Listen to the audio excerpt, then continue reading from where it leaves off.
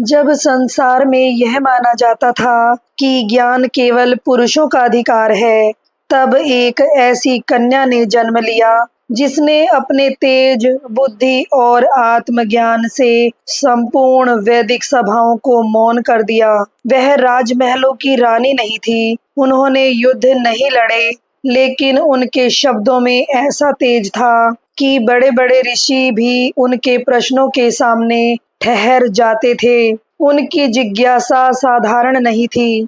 वे जानना चाहती थी, यह संसार किसने बनाया है, आत्मा क्या है और वह कौन सी शक्ति है जो संपूर्ण ब्रह्मांड को धारण किए हुए है। वह केवल एक विदुषी नहीं थी, वे वैदिक भारत की आत्मा थी, ज्ञान की ज्योति थी, स्त्री शक्ति और बुद्धिमता की अमर प्रतीक थी। वे थी महान ब्रह्मवादिनी ऋषिका गार्गी।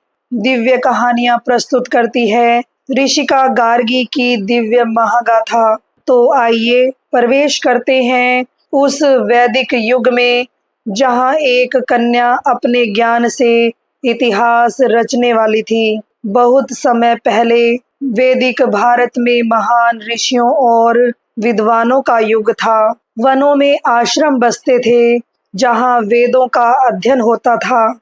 ऋषि ध्यान और तपस्या द्वारा ब्रह्म ज्ञान प्राप्त करने का प्रयास करते थे। उसी काल में महान ऋषि थे ऋषि वचकनु।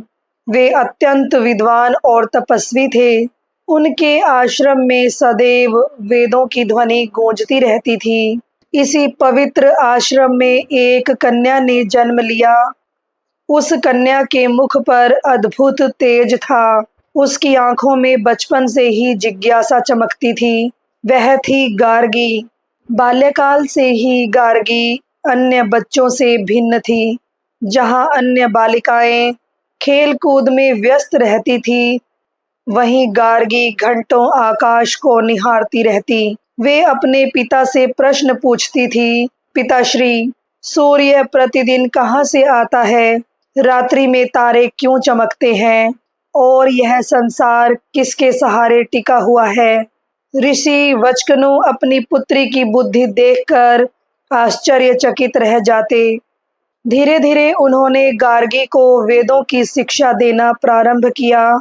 उस समय समाज में स्त्रियों को इतना गहन ज्ञान प्राप्त करने का अवसर बहुत कम मिलता था। अधिकतर लोग मानते थे कि वेद और ब्रह्म ज्ञान केवल पुरुषों के लिए है, लेकिन गार्गी की प्रतिभा इतनी प्रखर थी कि कोई उन्हें रोक नहीं सका। वे ऋग्वेद के मंत्र सहजता से स्मरण कर लेती। यज्ञ, दर्शन, उपनिषद और ब्रह्म विद्या के विषयों में उनकी रुचि बढ़ती चली गई। उनकी जिज्ञासा अब और गहरी हो चुकी थी। वे केवल शास्त्र पढ़ना नहीं चाहती थी, वे सत्य को अनुभव करना चाहती थी। एक दिन गार्गी अपने पिता के साथ आश्रम के बाहर बैठी थी। सूर्य अस्त हो रहा था, आकाश लालिमा से भर चुका था। गार्गी ने पूछा, पिताश्री, यदि यह संसार बदलता रहता है, तो क्या कोई ऐसी सत्ता भी है जो कभी नहीं बदलती। ऋषि वचकनु कुछ क्षण मौन रहे। फिर उन्होंने कहा, हाँ पुत्री, वह ब्रह्मा है जो अनादि है, अनंत है और संपूर्ण सृष्टि उसी में स्थित है। उस दिन से गार्गी का जीवन बदल गया। अब उनका मन केवल ब्रह्म ज्ञान में लगने लगा। धीरे धीरे गार्गी की ख्याति दूर दूर तक फैलने लगी। ऋषि और विद्वान उनके ज्ञान से प्रभावित होने लगे। वे कठिन से कठिन प्रश्न पूछती। कई विद्वान उनके सामने मौन हो जाते, लेकिन गार्गी के भीतर अहंकार नहीं था। वे सत्य की खोज में थी। उनके लिए ज्ञान का अर्थ विजय नहीं, आत्मबोध था। समय बीतता गया। अब गार्गी युवा हो चुकी थी। उनका व्यक्तित्व अत्यंत तेजस्वी था। वे साधारण वस्त्र पहनती थी, लेकिन उनके मुख का तेज राजाओं से भी अधिक प्रभावशाली था। लोग उन्हें ब्रह्मवादिनी कहने लगे, अर्थात वह स्त्री जो ब्रह्मा के ज्ञान पर चिंतन करती है। उसी समय मिथिला पर राजा जनक का शासन था। राजा जनक केवल महान राजा ही नहीं थे, बल्कि अत्यंत विद्वान और धर्मात्मा भी थे। उनकी सभा में दूर दूर से ऋषि, मुनि और विद्वान आते थे। वहाँ शास्त्रार्थ होते, ज्ञान पर चर्चा होती और ब्रह्म विद्या का आदान प्रदान होता। एक दिन राजा जनक ने एक विशाल ब्रह्म यज्ञ आयोजित किया। उन्होंने घोषणा की, जो इस सभा में सर्वश्रेष्ठ ब्रह्मज्ञानी सिद्ध होगा, उसे महान सम्मान दिया जाएगा। यह समाचार पूरे आर्यावर्त में फैल गया। अनेक महान ऋषि मिथिला पहुंचने लगे। उनमें सबसे प्रसिद्ध थे महान ऋषि याज्ञवल्क्य। राजा जनक की सभा दिव्य वैभव से भर चुकी थी। चारों ओर वेद मंत्रों की ध्वनि गूंज रही थी। महान ऋषि अपने अपने आसनों पर विराजमान थे। तभी सभा के द्वार पर हलचल हुई। सभी की दृष्टि उधर मुड़ी। एक तेजस्वी स्त्री सभा में प्रवेश कर रही थी। साधारण वस्त्र, शांत मुख, लेकिन आंखों में अद्भुत तेज। वह थी गार्गी। सभा में बैठे अनेक लोग आश्चर्यचकित रह गए। एक स्त्री इस महान शास्त्रार्थ सभा में, लेकिन राजा जनक मुस्कुराए।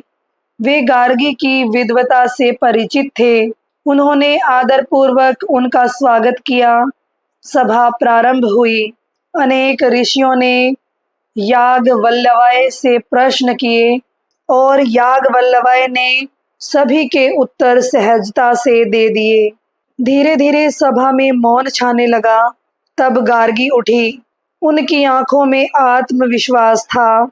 उन्होंने सभा की ओर देखा, फिर याज्ञवल्क्य से कहा, हे याज्ञवल्क्य, मैं आपसे कुछ प्रश्न पूछना चाहती हूँ। सभा एकदम शांत हो गई।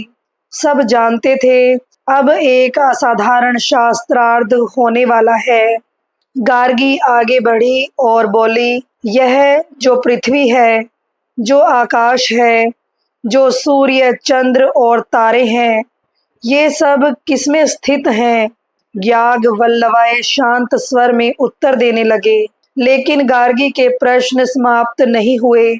वे एक के बाद एक ऐसे प्रश्न पूछती गई जिन्होंने पूरी सभा को विस्मित कर दिया। अब यह केवल शास्त्रार्थ नहीं था, यह सत्य की खोज थी। और यही वह क्षण था जब गार्गी संपूर्ण वैदिक इतिहास में अमर होने वाली थी। मिथिला की राजसभा उस दिन अद्भुत तेज से भरी हुई थी। चारों ओर महान ऋषि और विद्वान बैठे हुए थे। वेदों की ध्वनि वातावरण में गूंज रही थी।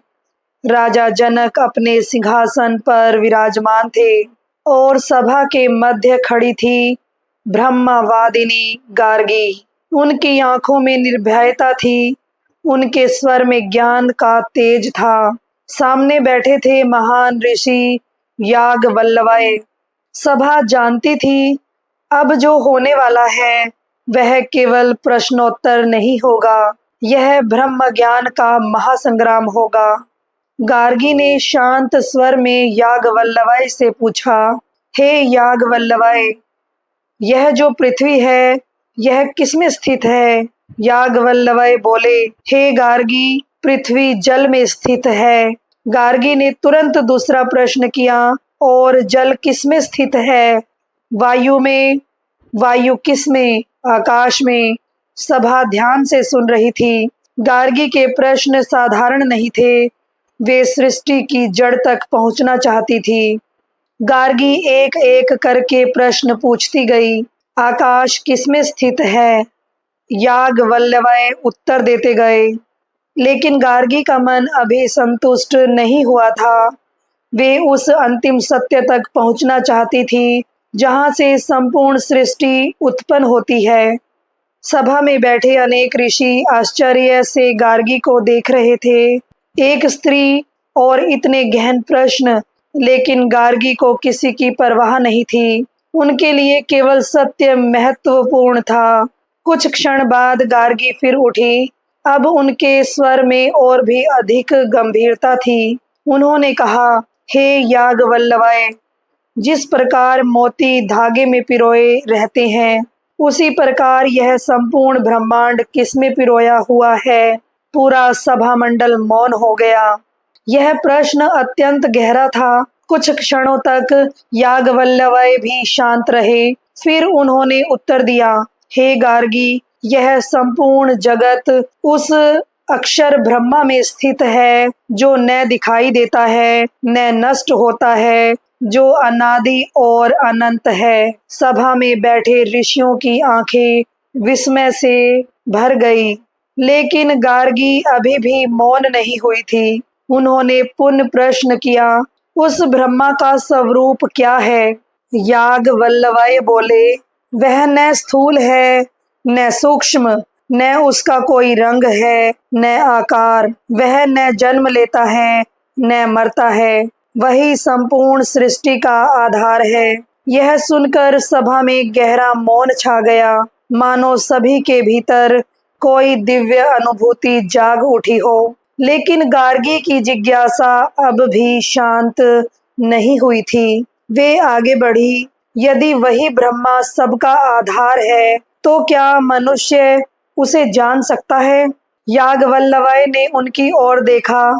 जिसने अपने भीतर के अहंकार को जीत लिया, जो सत्य और आत्मज्ञान के मार्ग पर चलता है, वही ब्रह्मा को जान सकता है। गार्गी कुछ क्षण मौन रही। उनकी आंखों में गहरी चमक उभर आई, मानो वे उस सत्य को भीतर अनुभव कर रही हों। सभा में बैठे विद्वान अब समझ चुके थे, गार्गी केवल प्रश्न नहीं पूछ रही, वे संपूर्ण सभा को ब्रह्म ज्ञान की ऊंचाइयों तक ले जा रही हैं। राजा जनक अत्यंत प्रसन्न थे। उन्होंने कहा, आज मिथिला धन्य हो गई, जहां ऐसे महान ज्ञान की धारा बह रही है। तभी गार्गी ने एक अंतिम प्रश्न पूछा। उन्होंने कहा, हे याज्ञवल्क्य, यदि कोई मनुष्य उस ब्रह्मा को जाने बिना इस संसार से चला जाए, तो क्या उसका जीवन पूर्ण कहा जा सकता है? याज्ञवल्क्य अब गंभीर हो गए। उन्होंने उत्तर दिया, नहीं गार्गी, जो ब्रह्मा को जाने बिना चला जाता है, वह मानो अंधकार में भटकता रहता है, लेकिन जिसने उस सत्य को जान लिया, वह अमरत्व को प्राप्त होता है। यह सुनते ही सभा में बैठे अनेक ऋषियों की आंखें नम हो उठी, मानो वे जीवन का सबसे बड़ा रहस्य सुन रहे हों। अब गार्गी शांत हो गई थी। उन्होंने धीरे से अपना मस्तक झुका लिया, फिर सभा की ओर मुड़कर बोली, आज मैं स्वीकार करती हूँ कि याज्ञवल्क्य महान ब्रह्मज्ञानी है। लेकिन उसी क्षण सभा यह भी समझ चुकी थी कि यदि उस दिन गार्गी प्रश्न न पूछती, तो यह महान ज्ञान प्रकट ही नहीं होता। राजा जनक अपने सिंहासन से उठ खड़े हुए। उन्होंने गार्गी का सम्मान करते हुए कहा, हे ब्रह्मवादिनी गार्गी, आप केवल इस सभा की नहीं, बल्कि संपूर्ण आर्यवर्त की गौरव है। पूरी सभा साधु साधु के स्वर में गूंज उठी। उस दिन एक स्त्री ने सिद्ध कर दिया था, ज्ञान किसी एक लिंग का अधिकार नहीं है। सत्य की खोज करने वाला ही सच्चा ज्ञानी होता है। लेकिन गार्गी का नाम अमर हो गया। वे आने वाली पीढ़ियों के लिए प्रेरणा बन गई। उनकी कथा गुरुकुलों में सुनाई जाने लगी। लोग कहते, जिस सभा में गार्गी ने प्रश्न किए थे, वहां स्वयं ज्ञान ने वाणी धारण कर ली थी। तो श्रोताओं, यह थी वैदिक भारत की महान ब्रह्मवादिनी ऋषिका गार्गी की दिव्य महागाथा। एक ऐसी स्त्री जिसने संसार को सिखाया कि सच्चा ज्ञान प्रश्न करने से प्राप्त होता है और सत्य की खोज ही मनुष्य का सबसे बड़ा धर्म है। उन्होंने उस युग में अपनी बुद्धि और आत्मबल से इतिहास रच दिया। तब स्त्रियों के लिए ज्ञान का मार्ग सरल नहीं था। गार्गी केवल एक विदुषी नहीं थी, वे भारतीय संस्कृति की उस ज्योति का नाम है जो आज भी हर जिज्ञासु मन को प्रेरित करती हैं। अगर आपको यह कहानी पसंद आई हो तो कमेंट में ज़रूर बताइए कि आपको यह कहानी कैसी लगी, और ऐसी ही दिव्य, प्रेरणादायक और ज्ञानपूर्वक कथाएं सुनने के लिए जुड़े रहिए दिव्य कहानियों के साथ। फिर मुलाकात होगी एक नई प्रेरणादायक कहानी के साथ। तब तक के लिए धन्यवाद।